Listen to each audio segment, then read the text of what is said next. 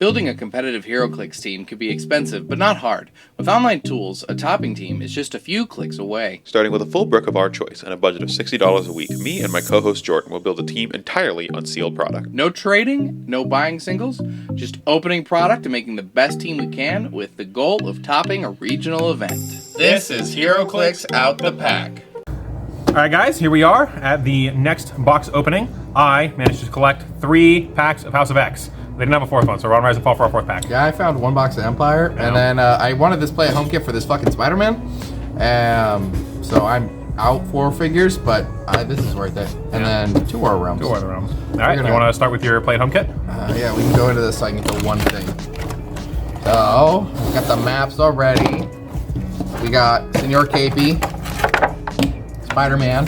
So, this is the Spider-Man that summons all the dudes, right? Yeah, so this is 50-point Peter Parker Spider-Man. Can start with the cape. He makes Head, Scott, Kurt, and Happy as Pogs. Scott can perplex, Kurt can outwit, and then Happy can carry all 3 of them around. So it's kind of nice, and he's just a cheap utility piece. Good for the Avengers team you're building. Yeah, so we wanted to bank on Avengers, so. All right, getting into my first House of X brick here. I'm looking for a decent amount of like low uncommon rarity pieces, as I tear into this thing horribly. But also some of the high chase pieces from the set are not bad as well. Obviously, I prefer the Empire chases, so it'd be a little annoying if we pull the chase here. It's the Empire brick. Hope we pull. But all right, we got Forge and Elixir, Emma Frost, Karma, and Douglock. Looks like just uncommons and rares. We'll have to check those out, but nothing screams out to me just yet. Alrighty, let's go right into this Empire. If you build a Venom Magneto, I'm gonna attack you and take all your Venoms. I need the Venom. I pulled a Magneto. Yeah. We got Magneto, Wasp, Wiccan, Beast, and Skrull. So bad I have all of these things and none of these help my progression at all. Yeah. Unfortunate. Alright, I will get into my second House of X brick here. Ooh, a little easier. Alright, we got... let's see here. You got Brown. Is it the Wolverine? Cypher. That is not the Wolverine. The Wolverine has shield team ability. Also, it's from Empire. Okay. It's a super rare from Empire is what I'm looking for. Karma, Wolverine, another Elixir. Interesting that we got 2 of those now. Different Polaris than the one I already have, and a Cypher. Very interesting. Again, just a bunch of commons and uncommons. A single rare. I'll have to look at those later. Okay, we're gonna go into my war. There's enough Avengers in here that it might matter. So we've got Chase Spider-Man. Damn, that's pretty good. Lady Sif, Moon Knight, Enchantress, and Loki. I know that Moon Knight is Avengers. I know he's garbage. He's not great. He's interesting, but not for that many points. If he was like 20 points less, I think he'd be nice. We'll see how that Spider-Man goes. I have played that Moon Knight. He's not ideal. Yeah. All right, I'll get into my Rise and Fall break here. I'm not sure there's a whole lot left out of Rise and Fall that I actually like desperately need. A second Blackheart. I mean, like, that's kind of realistically the best thing I'm pulling out of here, which would be nice. We've got Wolverine, Multiple Man. That's actually my second Multiple Man. That's not bad. Ice Cyclops. That's not Cyclops. That's Iceman. And a couple Shi'ar guys. A second Kid Gladiator. Kid Gladiator is an interesting piece, but I don't think he's very competitive. Last War of the Realms. We've got the Executioner, Shang-Chi, Night Spider. Oh my God, these were 2 really good War of the Realms pieces. Yeah. We got Thanos. Nice. That's cool. I don't know what that figure does. Captain America, another Spider-Man. Yeah, that was. I mean, this is my best week so far. Yeah. Because all my other weeks have been bad. All right, get into my last brick here, or my last pack, not a brick. Wish it was a whole brick. We've got a Magneto, so super rare Magneto, green Magneto. That's not bad. Trinary, Psylocke. Who's that? Sage, and a Sunspot. That's not bad. Magneto's cool. Yeah. Well, I don't think these were any of the pieces that I really wanted. I don't. That's not Magneto. That's not Magneto. That's North. Oh, it is North. It looks like Magneto. All right, I guess it's North. At least from these other packs, I've got a Cypher team up ability. Well, that's cool. Which might not be awful. We might have to see if we have the guys on that list. And Elixir can increase all of my X-Men team ability by their D6 roll by +2. So now instead of a 1 through 4 to deal damage, it's a 1 or 2 to do damage. And that might be interesting moving forward, as well as a couple of the 5 for the Krakoan Revival stuff that I pulled. Whenever I succeed on Krakoan Revivaling somebody, I get a little bonus. I mean, that Thanos is pretty cool. He's 150 points, and he's got a good trait. When he hits, you roll a d6, and you get to use a stone accordingly. He's only eternal, meaning he's Thanos, Cosmic, and Ruler. 150 points for almost a full dial, 9 clicks, Cosmic. It's pretty good. This Spider-Man, though, 75 points, 7 clicks. Has super senses traded. When he uses it, he gets the result increased by 1 for each time the attack was re-rolled. And then he's got when he makes an attack roll, he may roll 3 dice instead of 2. And then, after any re-rolls or dice replacement, choose one of the dice to be ignored. When Spider-Man is attacked, you may choose the opposing attacker rolls 3 dice instead of 2. After any re-rolls or dice replacements, I choose 1 dice to ignore. That's very cool. And then he's got probability control because of time diamonds. And Spider-Man and adjacent friendly characters have safeguard opposing probability control. I guess today was the day for Spider-Man. I mean, these 2 characters is 125 points. It's a lot on a Spider-Man, but I think this is fairly decent. Yeah, I think I basically got this Elixir, this Wolverine to look at. As well, maybe this North. The Elixir has some healing. The X-Men team ability, he's also got the 5. Whenever I Cocoon Revive, after resolutions, I can heal each person and then next to them, so it can heal my Exodus back up.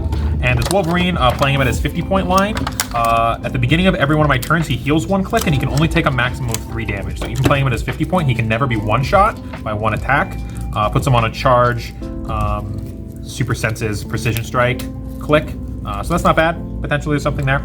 Oh, Trinary is actually one of the figures I was looking at. When establishing theme teams, I may choose a friendly character with a robot keyword of 50 points or less. That character doesn't count against theme teams. And then I can swap her out with Professor X because she is only 30 points.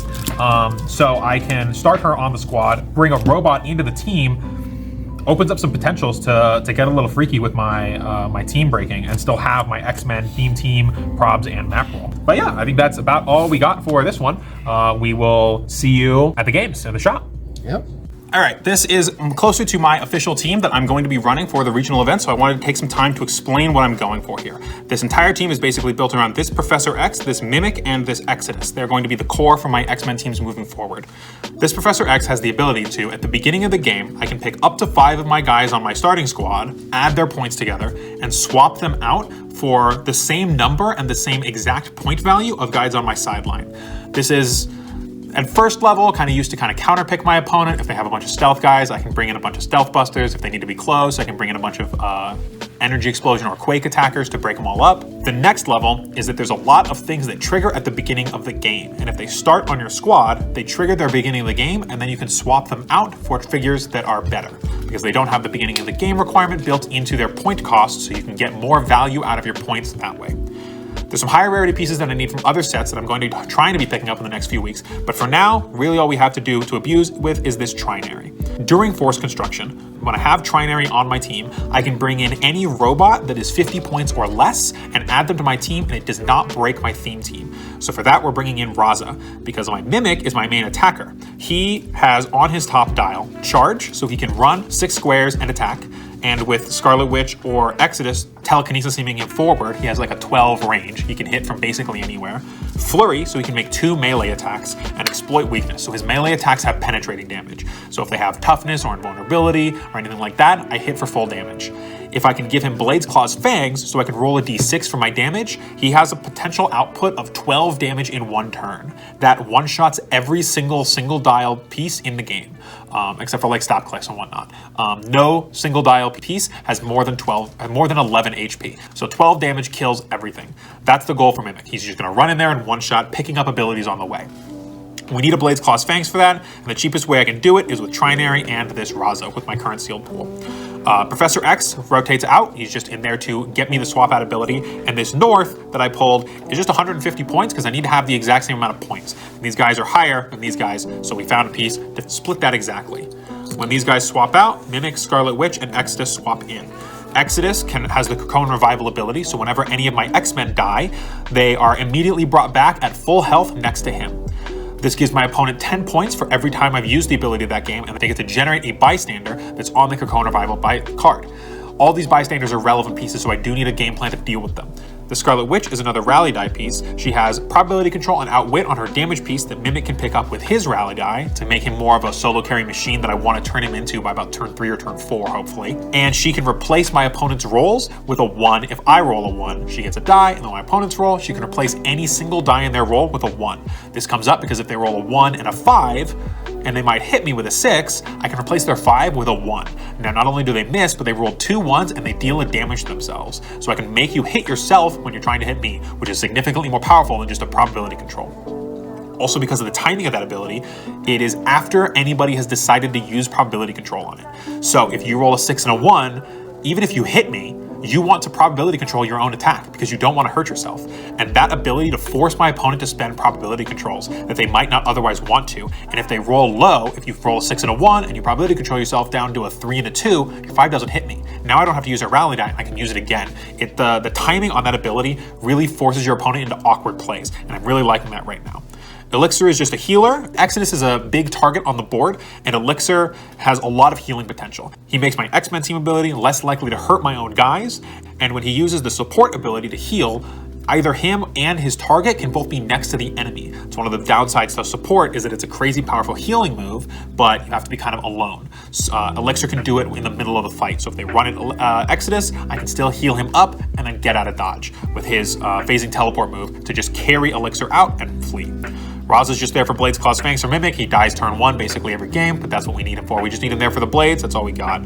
Super Soldier Serum is going to be going on Exodus, just because I want him to be able to use his telekinesis, get his leadership rolls, get his mind control that still does damage, and the Cloak of Levitation is going to be going on Elixir, so that he gets the flight ability so he can carry people, including Exodus, sidestep, and plasticity, so that if they do run up to me, it's hard for them to break away if they want to get away, and he can do some shenanigans carrying the team around a little bit with a sidestep carry, so that I can do a power action with my piece and carry them out of the way. That's my game plan for today, and my game plan moving forward with this squad until I get some of the other specific pieces I'm looking for. At this point, I'm not really putting in generic pieces. I have a list of very specific pieces I'm trying to pull, and until I pull those, the squad is probably not going to change very much. That's what we got. Let's see if it works. All right, guys, we're gonna give you a little close-up of my Avengers squad. So I still haven't settled on what exactly I'm gonna be playing for the regionals. I'm not in the same situation as David. My pools haven't been as cohesive as I'd like. This is the best version that I've had so far of pieces, and I actually really like it. Depending on what I open featuring weeks, we'll see what this can do. Basically, the team is a weaker version of David's swap out X-Men. This Captain America lets us swap up to 4 pieces for the same number, same points. So we swap, right now, I just swapped Doctor Strange and a Daredevil. It's 100 points, and Doctor Strange is on here mostly to give one of these guys the Defender's ability, one of these guys the Avengers Initiative ability. Because ending team is usually, we'll swap these guys out, we'll bring in 50-point Party Thor from Disney Plus and 50-point Black Widow from War of the Realms. She's a wild card. These are Spider-Man, so everybody will have Avengers Initiative and or Defenders, except Cap will have 1, and Party Thor just is a good piece, so we're okay with him not having any of those abilities. And then this Black Widow gives everybody stealth that has the Avengers keyword or is next to her. So we now try to win map roll. If we win map roll, we definitely bring her in. If not, and it has to be something else, we can bring in the Invisible Woman from Empire. She's 50 points. She has her rally dice, so she can't be targeted. She's a probability control, so she's an alternative if we don't win map roll and we get somewhere where there's not a lot of hindering. The goal is bring this Peter up front and center. He will utilize stealth to get in and do the close combat, and then base all combat around Peter is my goal, because anytime he attacks or is attacked, the attacker has to roll 3 dice, and then I get to choose to ignore one of them after probs and replacements. So if you roll low on 2 of your dice and a high on the other one, I ignore the high one and I hit better. But the thing that makes him really annoying is the Time Diamond's damage ability that he has, where he gets probability control, and him and adjacent characters have protected probability control. Meaning if all combat is dealt while adjacent to this Peter, we can't get re-rolled, which is very good. I almost willing to break the theme for this, depending on what we open, because this is a very strong ability. Because we can charge on this Peter, we can get up with sidestep on this one, and then he top dial of his 40 points is running shot, lower dial is sidestep, but we can still do the combat around Peter. If we have good stealth, we can try to mitigate as much damage as possible. Plus he has super senses that increases by 1 every time the roll is rerolled. So he's got probability control. 25 point Daredevil has probability control. And then we have our theme probs. So we're trying to reroll. And then we have the play at home kit Peter to make Kurt, Happy, and Scott's Head. Kurt and Scott's Head are utility pieces. We have Perplex and we have Outwit.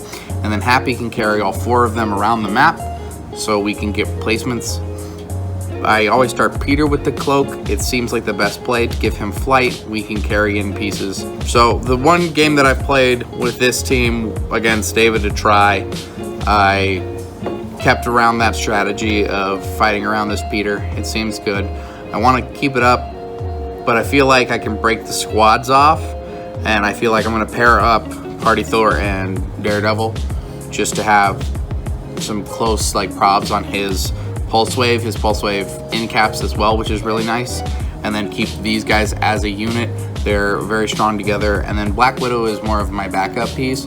She hits pretty hard, but she doesn't really have that movement attack that I need to. I want to give her more defensive abilities to protect her because she is my stealth piece. If I lose her, I lose all my stealth. So she will be getting the shield just to get that energy shield deflection. She already has combat reflexes, making her a solid 19 on attacks. Just makes her a little bit better. We'll see how the game plays out, but I'm kind of happy with this build right now, and we can see what we can do to change it. This is game 1 of our 300-point modern event, something close to Bronze Age. So we started with the Doctor Strange and the Daredevil in, swapped them out for Party Thor and Black Widow to give everything stealth. We start off by making Happy and moving Happy and Peter away. Goal is to set up, put everybody in stealth, and I tried to get everybody so they're hard to hit. I know that he is a 10-pole team with that Monica, and I've never seen the Daredevil before this match, so I wasn't quite sure what he did, but he has a giant sword, and you can see he's Heimdall. So he moves his Monica up and then uses Daredevil, who can carry multiple people. She goes in first, shooting on Cap, because I put Cap in the wrong spot. I should have put him into a hindering or behind the giant log in the middle, and then he kind of pulls out. We make Kurt, and then we're moving up to engage with our other pieces because we do have a lot. Time Diamond Spider-Man is our main attacker piece.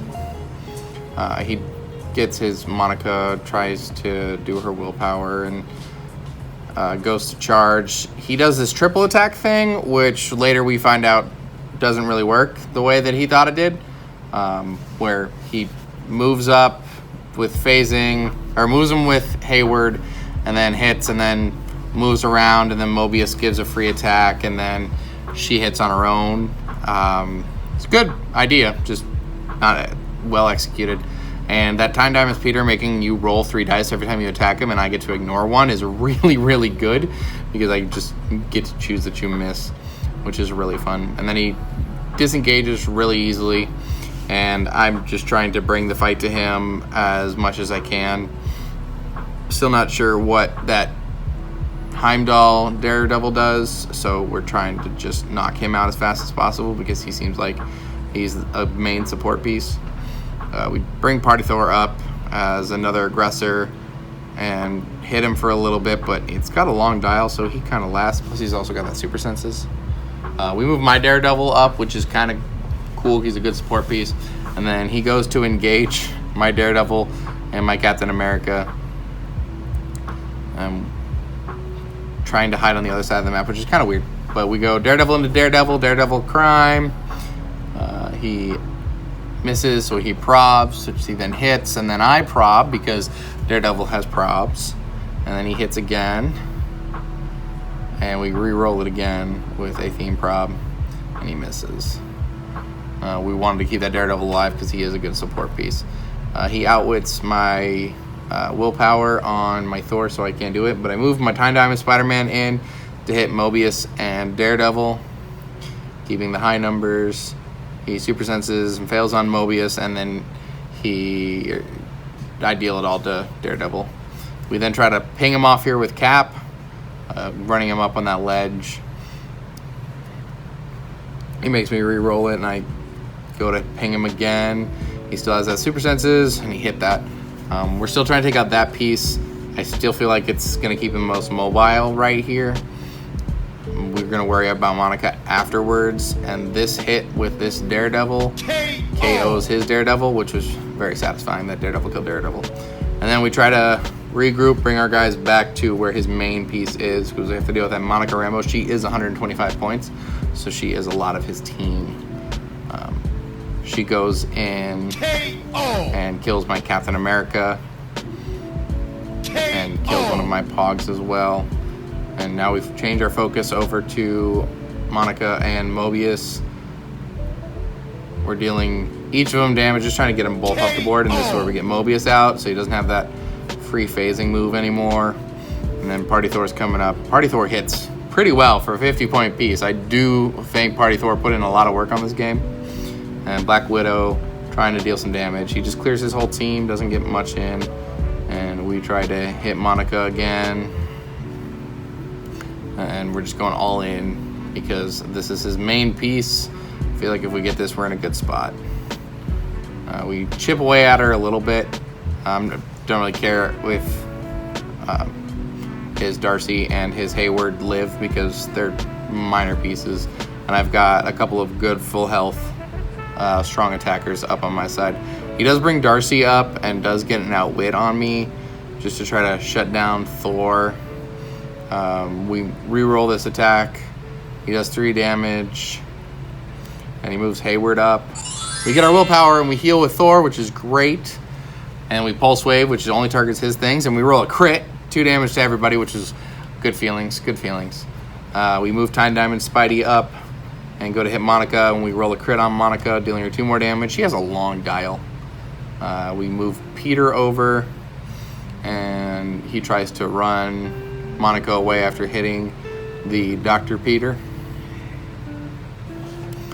And disengaging does hit. I take a damage because I decide that I'm just going to engage on the closer pieces, and we kill his Darcy here. We move Thor out, do a running shot pulse wave, and we try to hit both of them, but we only hit Hayward, so we prob it because we're trying to just end the game here, and we hit Hayward, only Hayward. He goes to Spider-Man to kill the Hayward. We do get Hayward out. Tries his willpower with Monica and clears, and then we go for the pulse wave with Thor. We prob it with Spider-Man, and we're just going to take out the team here. It's gonna be KO, and that was the game. Very aggressive, and I don't think he got Time Diamond Spidey down at all. All right, this is my 300-point X-Men modern team versus a 4 Fantastic Fours and 2 little goons that the Thing summons. The Thing is a kind of tanky piece, but it can't attack until both of those little poker chips on his side have died. One's a decent melee attacker, one's a decent supporter, but until both of them die, Thing can't really do anything. You just sit there and defend with a 19 defense, which is kind of nice.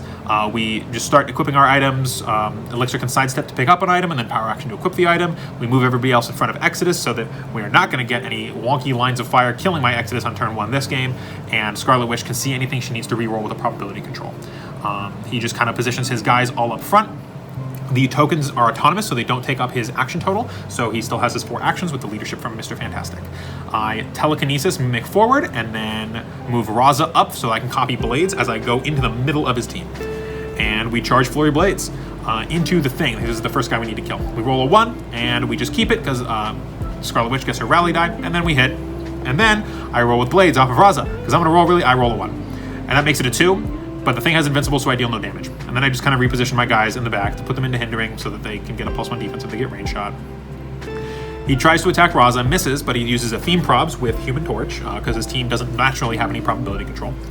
And he re-rolls, and I'm hoping for a 5, and we got the 5. He does hit Raza, which is a little annoying. I just need him to not kill Raza, and he doesn't hit it yet, which is good. So that I can remove the rally die and copy the Blades for the whole game. But he sees what's coming, and he kills Raza, even though I get another rally die. So Mimic has like 3 rally die and nothing to do with them because he's not next to anybody, especially when they attack him again and hit him. and I need a super senses here, and I miss it, and so he takes a lot of damage. He's on his last click. He needs 5 clicks of damage from the point that I play him at, so I just kind of reposition the team. He's all alone by himself. He has 2 tokens. This was not ideal. Mimic gets left alone. Mimic dies. Mimic gets hit. I think about probsing it with a team probs, say screw it, super senses, and I miss. So I have to revive my guy, and he gets a Coven Akaba token, which is an autonomous figure, so it doesn't take up his action total, and has stealth probs. So it's an annoying piece. He runs his human toy trap, and it has pulse wave, but it doesn't hit any allies. It only hits me. So he can still probability control with his Coven Akaba, which normally you can't if you're inside the pulse wave. So he does this, because otherwise he would have crit himself. And I missed that I have a rally token. Also, I'm not 100% sure if I could have done that anyways because I'm inside the pulse wave. Didn't want to ask. So he just hits me. I could have replaced there with Scarlet Witch, maybe, to make him hit himself. But it's fine. It's only 1 damage. We have a lot of healing on this team. It's not that big a deal. Mimic runs up. We got him on his flurry attack again, and we just start hitting. We do 4 damage because we pick up an close combat expert from the blue pog that we're standing next to. And I know that 2 of these will kill him, so we just make a second attack, and we take it out. One-shot the Human Torch. That's what this game plan is all about. So we sidestep Elixir and carry Exodus all the way over there, repositioning Scarlet Witch so that she can see anything she needs to replace a die or get some probs in there. He makes an attack at my Mimic from the ledge with Sue Storm, and then uses a theme probs and hits. I get another rally die, which I haven't used yet at all, any of them, even though I've been next to a few guys. I forgot to use it when I was revived. And then he attacks with the Pog that has Close Combat Expert, hits, and then I make him reroll with Scarlet Witch, but he kills me anyways, and I revive. When I revive, I heal everyone that I land next to because of Elixir's ability, so the Pulse Wave is gone. Pulse Wave never happened. Nothing happened. I cheat a little bit here with my positioning of Mimic, which actually makes it easier for him because he makes the Orcus Soldier, which is a range attacking piece, so Mimic is actually now in range of the Orcus Soldier. And he hits it. I probs it, but he still hits it, and Mimic just takes 2 damage. Which is a little annoying. Mimic's a little frail. But we get a heal off with Elixir's support and fully heal him and send him into the team. The blue Pog also has Quake and Close Combat Expert, so I get a +1 to my attack and can Quake everything there. And with Exploit Weakness, this kills everything once I re-roll it so that I can actually hit. 3 for 1. Beautiful. Then we take an attack into the thing. It has Invincible, so we knock it off that dial and hit it for 1 damage. Then Exodus goes running shotting to try and mind control Mr. Fantastic. We hit, and I just want to get rid of this Pog, just try and get out of the way, but I crit myself, which is beautiful, because not only does Mr. Fantastic take a damage, and we run him into the corner, and Exodus does 3 damage to him, also Scarlet Witch gets a rally die. So now we can actually start replacing, because I actually caught this one. The Mimic takes an attack from the little Pog guy, but we do have a reroll, since we copied the... we do have a reroll with Scarlet Witch, and he still hits me, which is annoying. That happens like 3 or 4 times in this game. And I roll, and I finally hit one of my D6s. So no damage, and then Sue Storm attacks, he misses, plus I get a rally die and Mimic. So I have like 5 rally die and Mimic or some shit. I TK him backwards with Scarlet Witch so that he can then pick up her probability control and charge back in. This I should have been doing like 5 times throughout this game, but I just didn't. We make an attack against the thing, we get a rally die with Scarlet Witch. We don't re-roll it because we actually want her to have a rally die right now. And we make an attack against the thing, taking him out. We only need 1 hit, so we're fine there. Then Exodus goes ahead and mind controls the Pog. This is a great way for me to deal with low health figures. I can mind control them with Exodus because they generally don't have a whole lot of toughness, run them into the enemy team, hit them, and then the Pog just dies to the Exodus damage. It's a great way to do some cleanup against the other more annoying Crocona Revival Pogs. And also I crit myself, so that just kills it anyways. And gives Scarlet Witch another rally die. I crit twice in this game, and it's both while I'm mind controlling. Crazy. Next up is this Sue Storm. The Invisible Woman is annoying as hell. It can only be attacked by be targeted by my stuff if I've started within 3 squares of it. So I can't outwit it, I can't mind control it, I can't do anything to it. It has 2 tokens, so I run up with a Mimic, but we're getting a little tight with the timing here. I've only killed 2 of his guys, and with my Crocona Revival, he has like 160 points or something like that, so I need to get a kill here. I know that the Invisible One only has 6 health, so if I can double hit it, I can kill it. But what I don't know is it has a stop click. So it stop clicks there and is alive on its last click, and no one else is near enough, and then the game is called for time, and I lose by like 30 points or something like that. All right, we're back from Isle of Games. The event was pretty fun. I had a lot of fun. It was I had a lot of good fun. Test run. This is the first time I really enjoyed playing all 3 games. Yeah, that was... the pieces did well. My first game, I played up against a Fantastic Four team, and he beat me just barely on points. If I played my turns a little faster, which I need to do when I'm running this Crocona Revival thing, I vomit points into my opponent's board. So I need to be able to play fast. If I go to time, I probably lose. Exodus and Elixir did their thing. Exodus revived the team, while Mimic and Scarlet Witch went and killed pieces, and Elixir kept Exodus healthy so I could keep reviving the team. My game 2 was against a Blackheart team. Now, I was on the receiving end of the Blackheart. Admittedly, the Blackheart didn't do much Blackhearting. It was a monster team, so it was Venom Magneto and Vampire Wonder Woman were the problem pieces for me. The Wonder Woman has 2 stop clicks, just like the Blackheart, and she also heals, so I need 3 hits to kill her. Mimic does 2. Unfortunately, we weren't able to find a 3rd hit to kill her. I killed all his little goons, and Blackheart gave me some points, but I gave him more, so he got me on points there. And then my game 3 was against a phasing teleports team in a maze wall. And my team currently can't beat a maze wall team when you have phasing teleport on your entire team. So I need to figure out some way to beat that, because one of the top teams uses a Thanos that abuses that map. And if I don't have a game plan going forward for that map or that Thanos piece, I will be losing lots of games at the regional, because I expect a lot of people to be on that. Yeah, that map is a hard thing to do. Yeah. I won map roll every time. I am running 6 Avengers, so I get a +3 over most of my opponents. I have every single one. Game 1, I played that phasing team. He used his shenanigans ability to triple attack my Time Diamonds Peter, and Time Diamonds Peter avoided all the attacks. He's a piece of shit. Piece. Yeah, I KO'd his whole team. Game 2, I played the Fantastic Four team. The Pulse Wave on that Human Torch that he was playing is really, really annoying. Yeah, I just killed the Human Torch before Pulse Wave me. Yeah, I killed the Thing first. It seemed to be the biggest target, and then I couldn't get up to a 19 to get the Invisible Woman off her stop click. Yeah. Game 3, I played Birthday Deadpool, Venom Magneto, the Watcher from the set for Disney Plus, not the Fast Force or the starter set, which I think is much better. It is much better. And Power Broker Prime from Disney Plus. It was the super secret limited edition. Yeah, his was like a super high rarities team. And then like 100 points to just make it better. Yeah. We swapped out Doctor Strange and Daredevil every game for Party Thor and Black Widow. I have Black Knight and Invisible Woman on the sides in case I want to try something different, but it just didn't come up. These two seemed like the most viable options to swap into. I don't have that many Avengers that are actually map relevant. The fact that she gives my whole team stealth is really good. Since I won map roll every time, and I get to decide that before I swap out, which is stupid. Yeah. I got to do the map with the most hindering that I could have in my collection. I don't have very many modern maps. We learned this. Yeah, I think I need to figure out a piece to swap out for either Elixir or Scarlet Witch as utility pieces. If my opponent takes me to an annoying map, I need to have a way to beat certain maps, because currently my team just doesn't. And against my game 3 opponent who had the phasing guys, when he won map roll against me, I didn't make a single attack the entire game. Yeah. I just got wiped. I couldn't do anything. There was nothing I could do about it. I don't know how I feel about this cap. His low points popped a couple walls to give me some extra hindering, which is good. Would probably be good in that labyrinth map that we've been talking about, just to pop walls, because hopping them in stealth is pretty good. The bystander tokens really came in handy with Peter. I really like this piece. It's very good. I went 0-3, so I got the pity prize. I got to pick. I was between 2 options. There was a Wolverine that I already have and a Jubilee that I don't need. Those are the only X-Men I had as options, so I got this Lockjaw. He's a taxi piece. He can carry up to 4 guys that share keywords with him for animal teams. He's like a 30-point little carrier guy with phasing teleport and a bunch of health. So if I ever build Fantastic Four, Inhumans, or Animals, I'll have a piece, but I'm probably not building those. Time is my biggest enemy right now. It's not my opponent teams, it's literally time. I have 45 minutes to try and wipe my opponent's squad. If I can't kill their entire squad, I lose the game.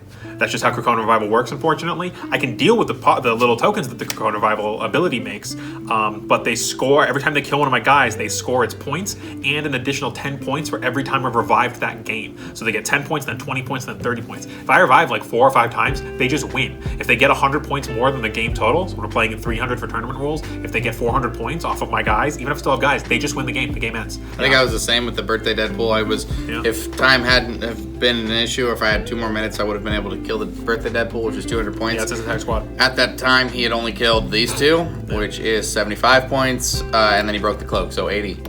Like I would have won on points. Yeah. So yeah, that was the game. It was really fun. I'm looking forward to what we're opening next to try and upgrade.